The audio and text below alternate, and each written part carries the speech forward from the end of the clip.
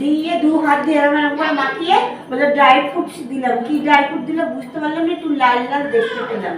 দিয়ে ভালো করে মাখিয়ে অল্প অল্প জল দিয়ে করে এইবারে একটা বলছিস তোমাদের যদি ছাঁচ না থাকে তোমরা কিছু ডিজাইনও করতে পারো, হাতে করে এরকম করে তেলে ভাজলেও খুব দারুণ তাই বলছে।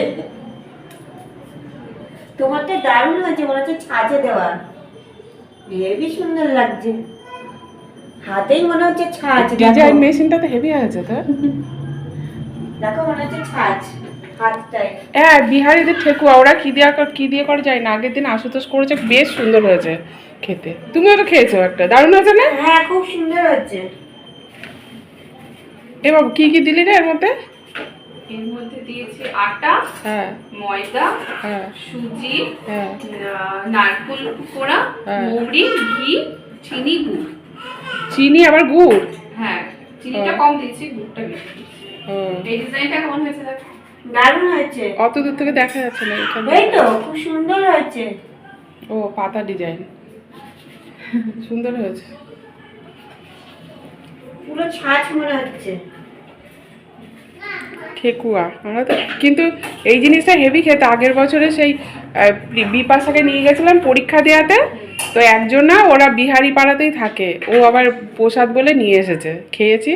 কিন্তু ওদের ঠেকুয়ার থেকে আশুতোষ যেটা করেছে সেটা সত্যি সুন্দর হয়েছে, ভালো খেতে হয়েছে। ওদেরটা না একটু শক্ত, সেই দাঁত ব্যথা হয়ে না মাথা যন্ত্রণা উঠে যায়।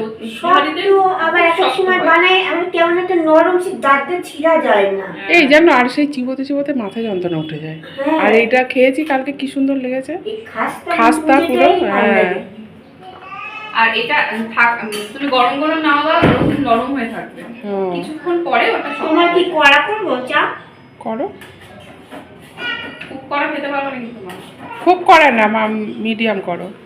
কালার হ্যাঁ হ্যাঁ ঠিক আছে, না ঠিক আছে, তাহলে একটু কমিয়ে দাও, ফুটবে তো। ওটা কমিয়েই আছে, ফুটছে অনেক ফুটছে।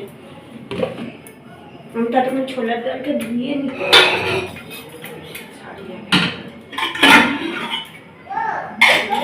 ছোলার ডাল কি কৌটোতেই রেখে দিয়েছে?